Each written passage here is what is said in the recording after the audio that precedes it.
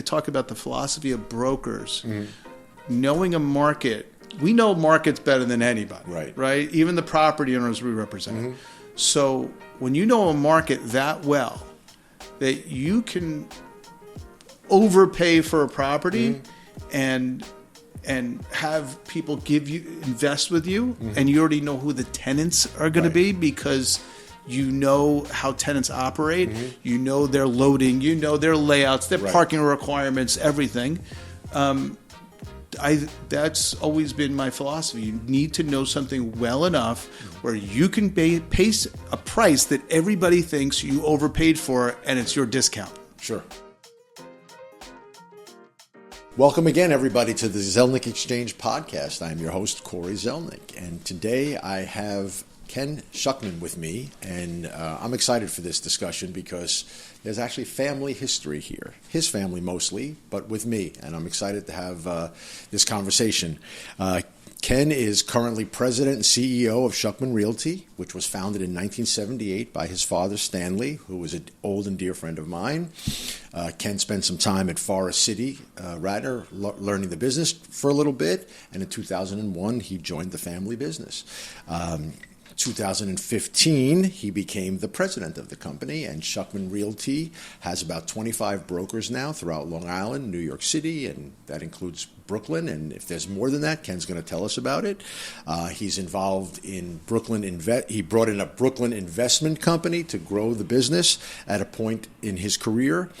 And Ken also owns and acquires property. He runs, in 2021, he started what is called BTF Capital Fund. I look forward to hearing more about that. I want to hear about one of his exciting acquisitions, more recently, Broadway Commons out in Hicksville. It's a huge project, 1,000,001 square feet of retail, give or take, on 68 acres of land, prime real estate, Hicksville, Long Island. And then one story we'll get into is an acquisition he made a few years back at 300 West 23rd Street. I don't know if he still owns it. He'll tell us. And if he does, I'll tell him about the leasing that I did at the property before he was involved with it and the former owner. All of that said, Ken Schuckman, welcome to the Zelnik Exchange. Thank you for having me. Oh, it's my pleasure. Appreciate it. Yeah. I've been looking forward to this. I know we tried to schedule a few times, some conflicts, all good. So we'll go to the beginning of real estate. Okay. NYU, Shack Institute.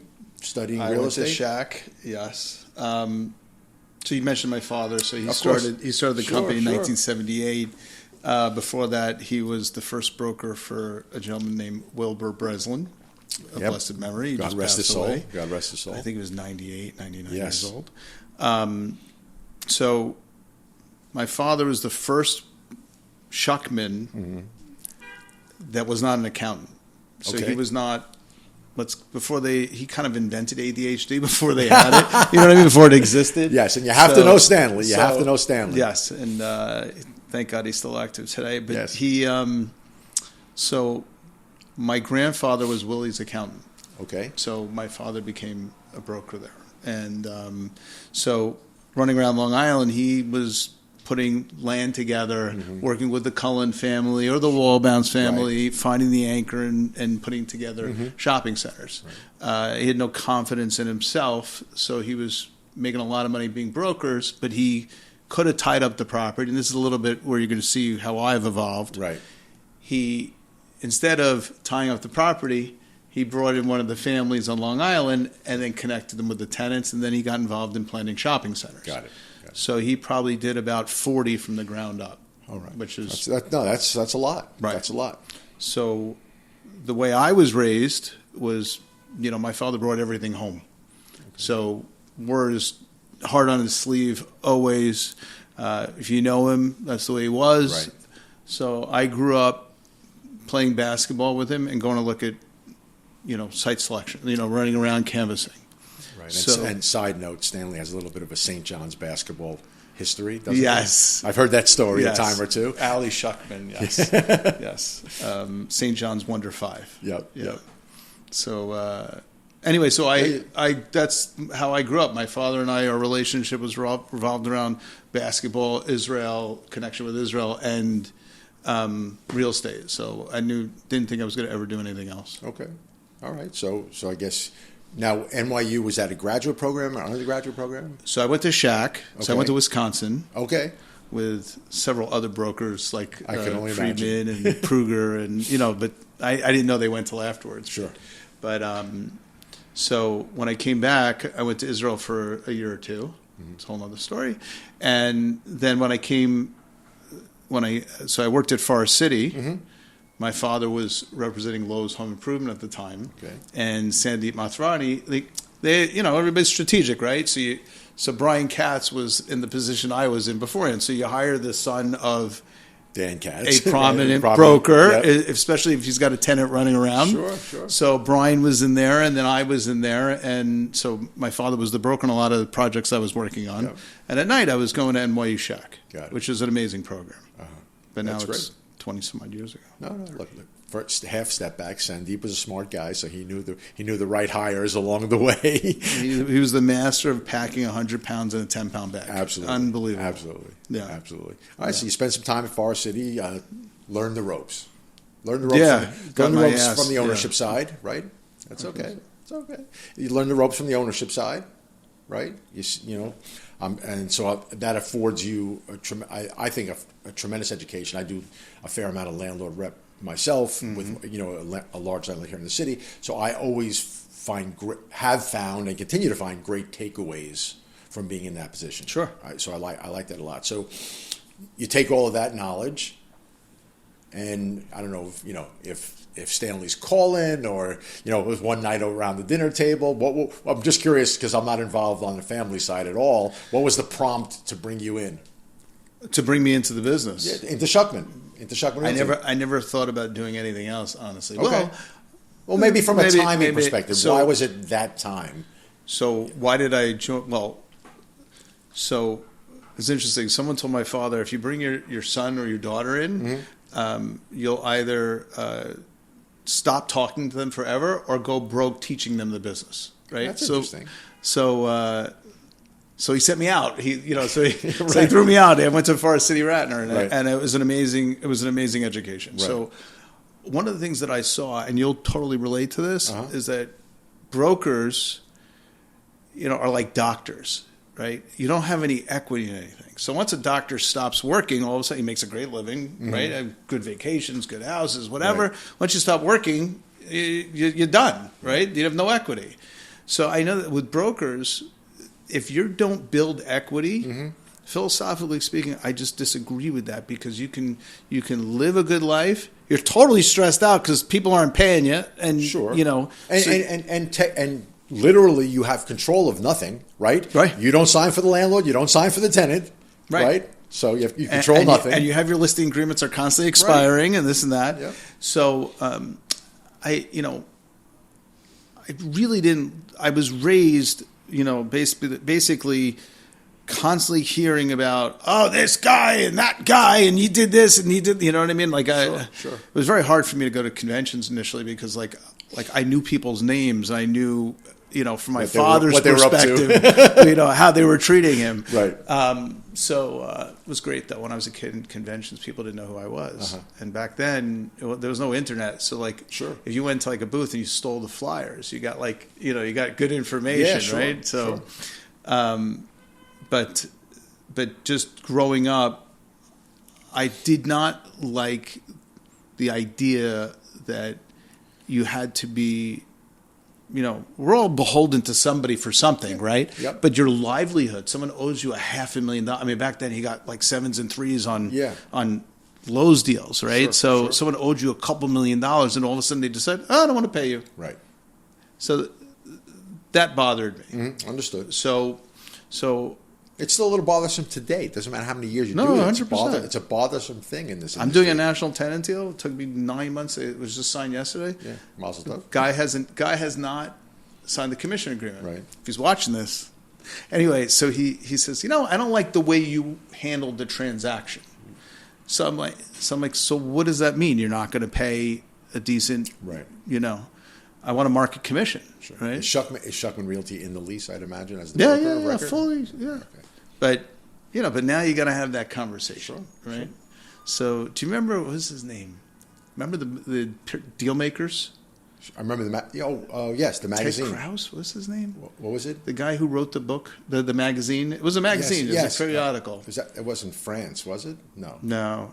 Anyway, so he had a cover. Okay. I'll never forget. It said "The Anatomy of a Broker." Mm-hmm. There was a whole article about all the aches and pains a broker has because of something to do with commissions. His knees hurt because bending down, begging for you have stomach issues. Because it's a stressful line of work that we're in. Sure. So, so I always had that mindset that I wanted to be a broker, but I think that all the guys in my office, we're partners. I want. Everybody broker should have equity because you shouldn't die a broker. Okay. So that mindset is something that I had different than my father. I wanted to acquire. Okay. So while I was doing my tenant rep work, which we met because of Cold Stone Creamery, if you remember. I remember. I was 24, 25. But when I was doing my tenant rep work, I always had that mindset of, could this property be available? Right. Because brokers tend to be myopic, sure. right? So you have an assignment, whether it's your property or it's your tenant, you're only thinking about, am I leasing this? I'm not thinking about across the street, up, down, left, right. Understood. How can I make more money? That's always a broker's issue. Right. So from that standpoint, I was looking at it for if I'm learning a market well enough, then I should be able to acquire a piece of real estate down the block, this and that. So that was my mentality. Yeah, so you have the advantage if you're working on the piece across the street to lease it to the tenant you're representing. You know who's going to be coming to the neighborhood. It's going to add value across the street. No, that's a great way to think. And you were talking about having your people, your brokers, have equity. Is it that and we're going to? I know we'll talk about Broadway, Hicksville, more. You buy Broadway, right? Is it?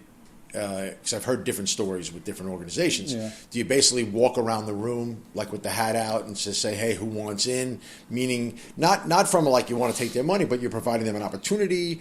Are there set ground rules? I'm not asking for percentages certainly, but how does that work? So there's a Jewish word called a chiddush. Chiddush, okay. Chiddush.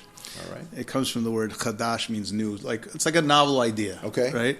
So I give attribution on the ownership side to someone who comes up with a chiddush. What is that? They find something's available for sale that was off market. Okay. Or they have a tenant looking, right? So we call it reco. I guess it's from, I don't know if it's Glenn Ross or the Boiler Room. Like, reco, I got a reco. Okay. So what does that mean? It's an opportunity that we know something's for sale. We know where a tenant's looking. Okay. If you present a chiddush to me and I come in with my investors, I buy it, you can be part of the promote. You can be part of the general partner benefits. Understood. So we're actually closing on a deal next week. We have the tenant. It was a landlord that we were very open. We're open with the tenant that Schuckman was buying it. We're open with the landlord that we're buying it from them. Yeah. And so it's a little deal in Queens. Good. And part of the GP is three of the guys in the office. Great. So it's me and right.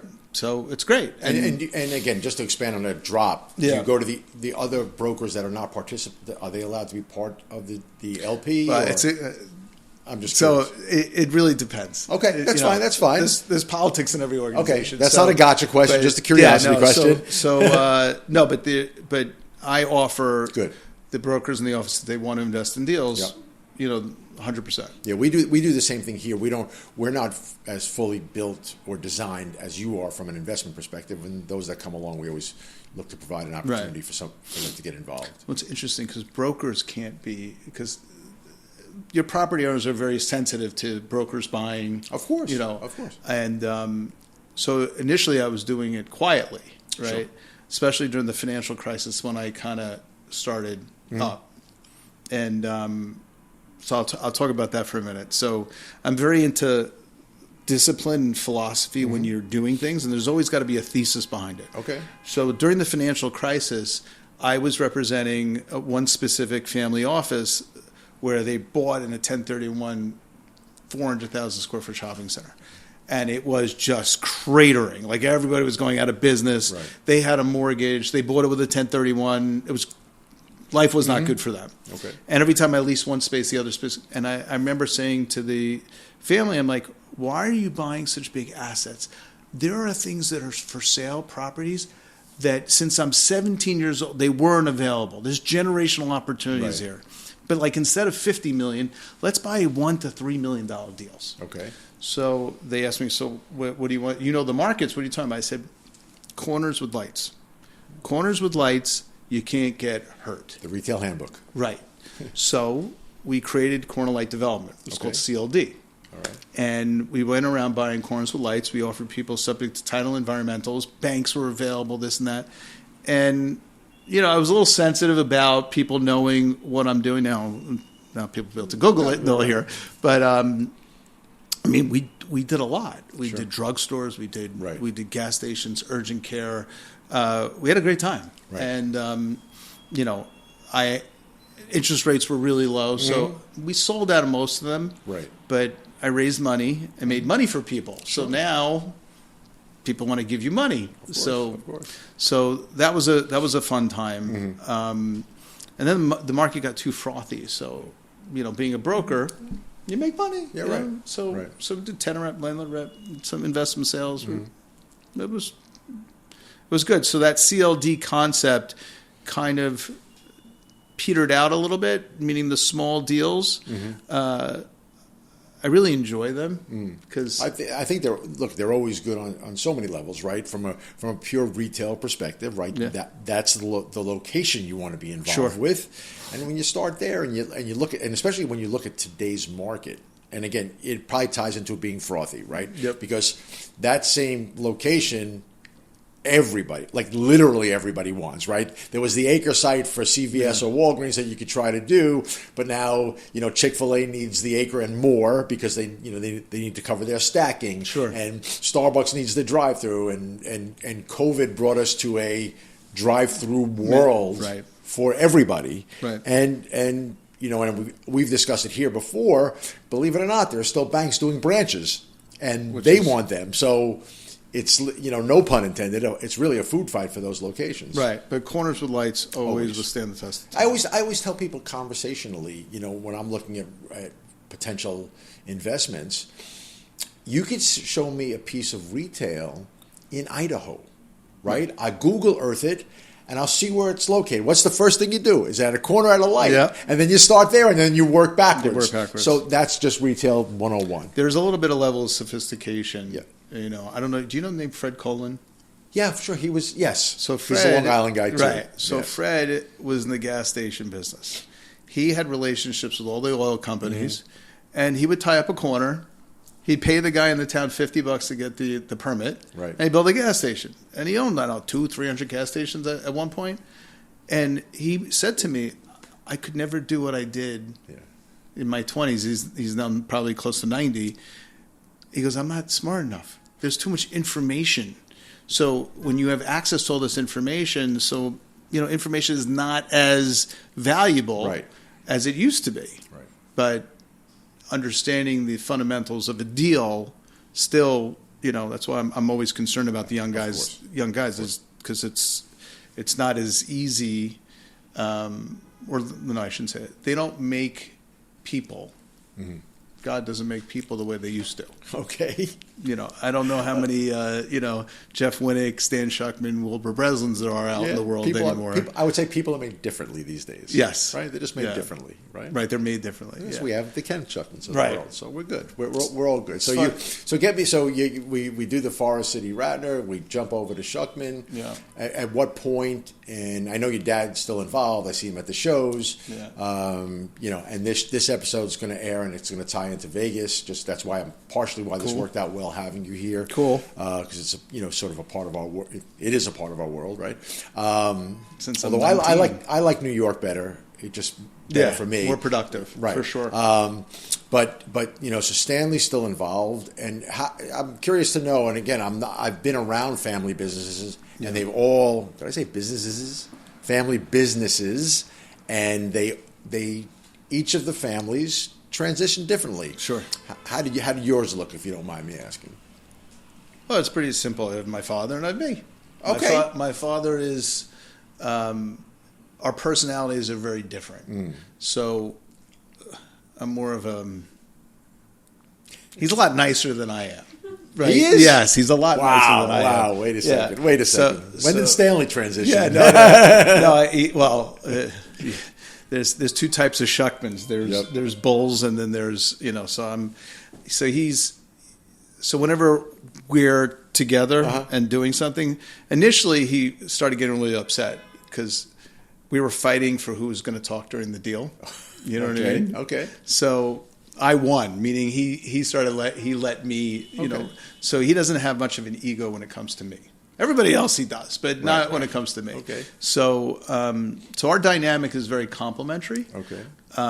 But other fathers, I know a family in Long Island, the father and son are suing each other. I mean, that would literally never happen to my father. No, that's we're just we're too complementary. And internal operations of the brokerage, how's that function? So basically, what happened with my father was small, right? So he ended up growing just because he was making deals and people wanted to join him. Right. From my standpoint, I'm a little more organizational. My experience at Forest City, understanding, the corporate world a little bit, sure. I kind of get it a little more. Okay. I think that the dynamic with my father, I mean, he's in his 80s. He's definitely slowed down. He's just great. Just love hanging out with him, and it's not everybody has that opportunity to go to work with their father every day. It's amazing. Is he in day to day still? Yeah, he wants to. Okay. All right. He's still finding excuses to drive to his properties, and I heard this guy. There's a food truck in front of the. There's a guy who's it's really crazy. There's a guy who's got a big food truck in front of a shopping center he owns, and he's using our parking lot. And when you go onto Google, he uses our address. Jesus. And the guy is printing money. So we're trying to figure out how do we get rid of him because he's on the city street. Right. He's brilliant. Like, in the end of the day, he has his son pull the car into the parking spot. Okay. After hours, then he brings the truck home. Right. And in the morning, the son moves out and he parks it back in. But you said they're also using your parking lot. So the customers and the Uber Eats and the DoorDash. Okay. It's interesting. And the city can't do anything about it. Right. I don't know if they would, but interesting. So the brokers are throughout the island. They're in Queens. Brooklyn. Over the years, it's evolved, right? So we've had guys in New Jersey and Rockland. We still have people in Rockland, Westchester, Long Island. It's been scattered. COVID has been really frustrating for us. So still because we became decentralized, right?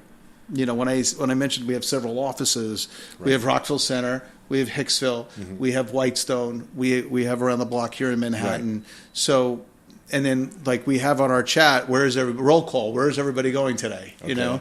So, and people started feeling working from home. So that's been a little bit of frustration. We run everything through Salesforce.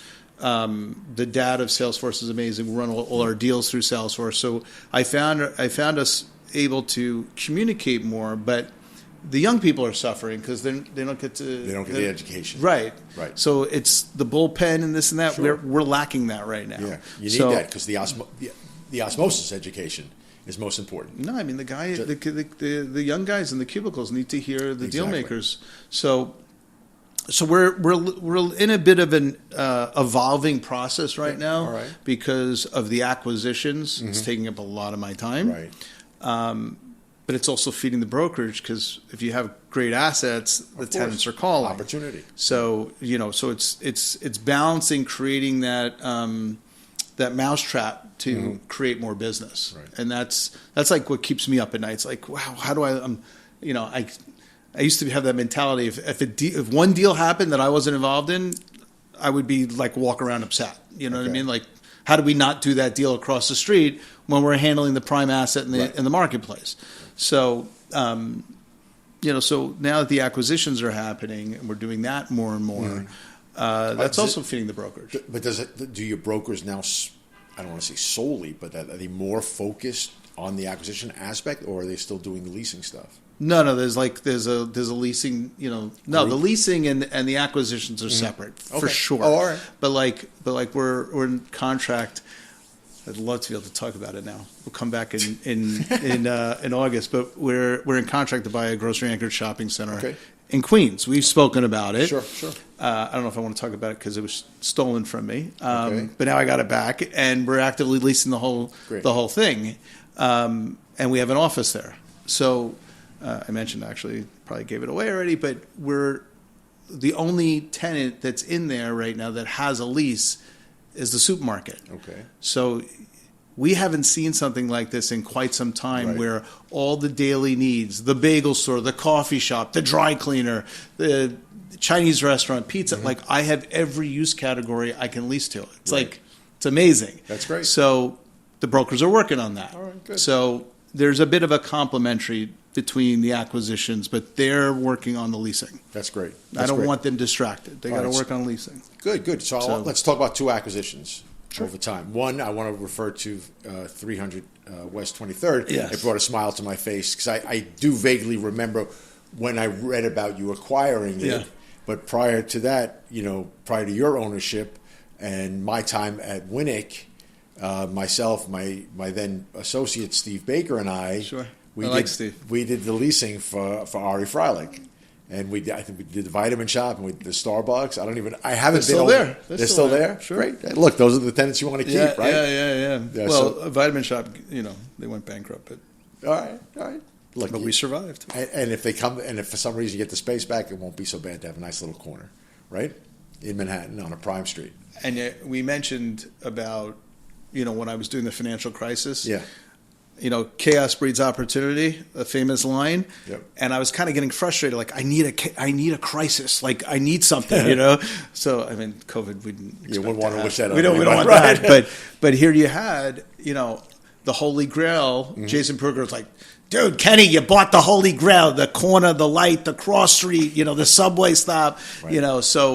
So when we saw that opportunity, and I remember when I was representing Coldstone, and David Firestein beat me out on what ended up being T-Mobile, he put in Jamba Juice. And I lost it to right? It still says Jamba Juice. Right. So they lasted 6 months or something. But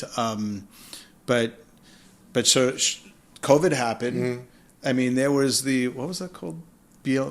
BLM, right? There was BLM riots in that intersection, and you had two, and that's a big part of this philosophy, is that because there's a generational shift going on. There's a lot of the old timers that built New York and shopping centers that are, I like to say, retired or expired, right? So they've moved on. Sure. COVID, accelerated that process where people don't necessarily have children that want to or capable or whatever running the real estate. Right. So here was an opportunity to acquire this asset because of just timing of the crisis. Right. So I really learned on that deal, really, I guess, my ability to raise capital. Okay. And I guess it's extraordinarily important building a reputation that people can trust you, of course, and that you know a market. Mm-hmm. So that was something where I hooked up with another family office, and we raised the capital, and it was really based on reputation, and it was also nice that Target had signed across the street, and I kind of knew about it and wasn't really out there as much. Sure. And we bought it, and I think 6 months later we refinanced and sent 70% of the initial investment back to the investors, and it's been cash flowing. It's been great. That's all I need. Investment. So it was fun. Right. It's fun. Good. Good. Boring is fun. But look, let's jump out to the island. Okay. Yes. Hicksville, Broadway. That's a monster. That's a monster. Yeah. And kudos to you and your team. Is this through your fund? I don't know how you structured it. I don't. So I'll go into that for a minute. But it was like one of the REITs that I do a lot of business with. He's like, Schuckman, it's one thing to buy like a small corner of this and that. Right. He's like, you just you swung for the fences. What are you doing? You know, like, right. you know, it's a massive undertaking, 68 acres, you know, one block north of the busiest train station on Long Island. And, you know, you got 60,000 cars and it's 68 acres. And I'm now up, you know, now I have relationship with all the civic associations and dealing with this and dealing with that. It's a lot of fun. It's kind of like when you grow up in this business, you're like, what do I want to do? I remember someone almost won the bid to the Empire State Building. I'm like, why do you need that? He's like, I don't need it, but I came from nothing. Right. You know, I want it. Right. I want it. Right. I want it. So, but this is why I talk about the philosophy of brokers. Knowing a market, we know markets better than anybody. Right. Even the property owners we represent. So when you know a market that well, that you can overpay for a property and have people invest with you, and you already know who the tenants are going to be because you know how tenants operate, you know their loading, you know their layouts, their parking requirements, everything. That's always been my philosophy. You need to know something well enough where you can pay a price that everybody thinks you overpaid for, and it's your discount. Sure. So I represented Lidl supermarkets, the German supermarket. We did about 20 to 25 deals with them, and I was working on a deal there At the property. Okay. And UBS was trying to get out of the mall business. Again, we're still in COVID. Nobody, you know, malls are a 4-letter word. Yeah, it's still a 4-letter word. You counting? And so it was a 4-letter word. So UBS, who ended up having the debt and the equity, said, I want to get out of the mall business. Right. And the worst thing happened to me as a broker. They killed my deal. I got all the approvals. The executives flew in from Germany. They killed my deal. And what was the reason for killing the deal? It was like $7 million in TA and work and this and that to convert that space. Right. And they told me it's because they're putting it on the market. Sure. So it was bells must have went off. Well, it's a massive mall. So the first thing I'm thinking is, I might lose my tenant. I might, I just lost a big fee, so that's the first thing. And then I'm like, well, I'm a big proponent that if there's something that appears to be down in your life, philosophically, whether it's business or personal, that's an opportunity to go to the next level. Of course. So, we always talk about learning from our failures. Now, this wasn't a failure; it was just the nature of the business, right? You didn't cause the failure; circumstance caused the failure. It happened, right? And so you learn from that. It's how you bounce back from those things that make you who you are. Right. So it was going on the market. I just had like a couple months notice. I was going to say maybe you knew a minute or two before the rest of the world. But so at the time, I had started something called BTF Capital, with a partner, and BTF Capital stands for Back to the Future. Okay. So I had CLD Cornerlight Development, and Michael J. Fox is your partner, and Michael J. Fox is my partner, and so why is that called BTF Capital? Why is it called BTF? And the smart, wise guys say, there's 2 T's in Back to the Future. I'm like, shut up. Right. It doesn't work. BTTF doesn't work. So what was going on is that, remember I mentioned the generational shift? So with the internet, I noticed that these shopping center owners that I was representing, that I've known forever, they always had like a waiting list. So if someone would go out, they would fill the tenant, and it would be 10, 20% higher in rent and this and that. All of a sudden, there's a vacancy, it's sitting, this and this. So that was happening before COVID. Then COVID started accelerating this process where people were getting old. They weren't going to their shopping centers because they were scared. Right. And so that kind of accelerated that. I was thinking to myself, wow, and then there's always that one cousin or brother-in-law who does all the distributions, and now he's worried, I got to hold back capital because, deferred maintenance, tenants are going back. So now people weren't getting the distributions. And which only means the whole family comes kick his ass for not giving distributions. It's talking about stress, right? And they don't want to know about explanations. Right, they don't care. Where's my money? Right. Where's my money? Exactly. And now he's got to renovate shopping. It was chaos. So I thought to myself, these properties are now aging. The older gentleman or whoever's in charge is losing his mind. Right.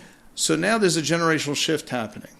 So Back to the Future was that everybody was leaving the city because that was the trend moving into the city. Right. Everybody was going back to suburbia, but the shopping centers in suburbia were not. They weren't set up to service the 21st century consumer. Right. So that's kind of where I went into it, and I pitched it to their family office.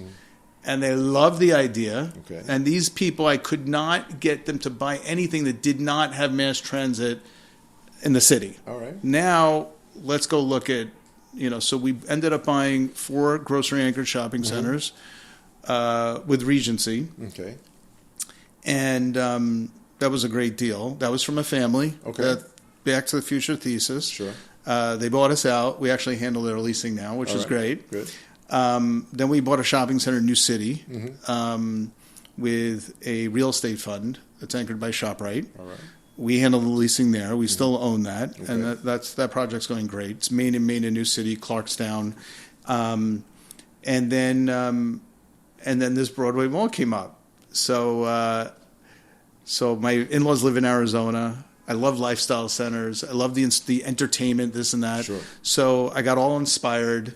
And, I started thinking about with my partners, and I'm not taking all the credit, but if it fails, it's all on me. Where the Macy's was 300,000 square feet, 5 stories, tallest building in the town of Oyster Bay. Right. I'm like, let's take that down and make an open air center. So, we're doing that, and we are making an entertainment district, dining, shopping, lifestyle, and so, the Real Deal said, that I bought it off the discount rack. We bought it right. Good. We bought it right. Only you know. So, right? We got appraised for 3 times what we bought it for. Right. So that's great. So now we're going through the approval process. We're raising capital, this and that. Are you bringing Lidl in? No. No. Right. We signed a deal with BJ's. We signed a deal with BJ's. And let me ask you a question. Sure. Dinner and a movie. Is it dead? I think so. So would you put a movie theater in a project? I don't have a suburban mentality, so I think that plays a part. Okay. Because to me in the city of movies, I'm just walking somewhere and going to the movie, so I don't think about it as the full. I never saw it as the full night out. But I am personally not a dinner and a movie. I would be cautious making a dinner and movie play. Okay. You're not part of the podcast, but that's okay. I always ask young people would you go out on a date and go to would you go out to dinner and go see a movie? Yeah. And I always ask people raise their hand. I don't know. I know. Well, now I'm 50-50 on it. But now the dinner and movie experience is sort of one and the same the way they're building some of these theaters that I've seen out there, right? We're working on that deal right now. You're sitting at your chair, eating your dinner, watching your movie. Sure. So, I see the fun in that. And look, I'm old school on it. I'm old school. Plus there's so much available to you. In when was the last time you were at a movie? I pre-COVID, I couldn't even tell you before then. I have not been in a movie theater. I have little kids, so I'm there often. Oh, it's Sunday. Okay. So, pretty often. Well, that's just so every now and again, the Devil Wears Prada comes out. Someone's got to go see it. By the way, my wife and my daughter went to go see that. But you need that you need that as well. And I think that part of it plays into what's available to you sitting on your couch, in terms of the streaming services and things like that. So, I hope you have the right tenant who does that. I hope it brings great success to the center, and they're successful in the center. Yeah. I like the idea. If I, put my broader thinking hat, if I was owning the property, I would think about it maybe differently. Because you're not making money on it. Right. No, because they don't pay a lot of rent and they cost a lot of money. And you know this from all the centers you've been involved with. Yeah. You always need what we call a loss leader. sometimes. Right. You don't want too many of them for sure. Right. But it doesn't hurt. It doesn't hurt. Yeah, but that project is going really well. You want to knock on whatever you knock on for superstition, but sure. We have a 30,000 square foot restaurant we're about to go to lease with. Nice. We have all different types of entertainment, for the kids. We're in an experiential world, we're totally doing experiential. Right. One of my inspirations is Ridge Hill. Mm-hmm. If Ridge Hill was built in Hicksville, right, it would be 10 times more successful than Ridge Hill actually is, because it's like on a mountaintop. It's on a hill. It's on a hill, big hill. So that's some of my inspiration. You kind of have we're going to have a grass area. We're going to have big movies, like outdoor screen where you can actually watch the high school football games, and the town's really excited about it, and the kids have projects. The PTA could put their projects up, but at the same time, we're gonna have the U.S. Open you can watch. You can have a picnic. We'll have a Christmas tree lighting there. So we're trying to make it. I always, every civic associate, I always present saying that Howard Schultz wanted to make Starbucks the third place. Right. That's the goal of Hicksville. We want to make this the third place for the community, where they have work, they have home, and where you're going to hang out. Sure. So we're trying to make it an environment for all age brackets and all ethnicities. So it's exciting. We'll see what happens. It's very exciting. I wish you tremendous success. It sounds Thank like you. you're on the way there. Everything about what we see in our retail world is about that. It's about community. It's about experience. Not to mention, and you know this better than I because you're on the island, I don't see it as much. Yeah. With respect to the towns and approvals and things, you sort of gotta get them involved in a positive way. Correct. So they've been extraordinarily supportive. Right. I've been told I'm not allowed to go into detail about things until the approval process starts. Sure. But so far it's been, thank God. No, the community's been wonderful. very supportive. That's wonderful. And I think again, in bringing this sort of full circle in terms of how long I know your family and the involvement, where you've stepped into the family and where you've taken it, I think there is no ceiling for you. I'm excited to watch you. I'm excited to be involved. Maybe one day I'll get involved with you transactionally in some capacity. You can be an investor. All you got to do is call. That's right. All you got to do is call. Okay, fine. We'll talk about it I'd love to do it. Again, your trajectory is tremendous. I love watching it. I love knowing you. I love knowing your family. And I wish you continued success. I hope you have some fun and success. You going to Vegas? In Vegas. I was going to wish you luck out there. Me too. All the best to you and the family, and we're going to have you back in August so we can find out about Queens. Okay, great. Ken Schuckman, thank you so much. Did I say it was in Queens? Who said Queens? Okay. Did I say Queens? Great having you. Thank you so much. Thank you so much. All right. Thank you.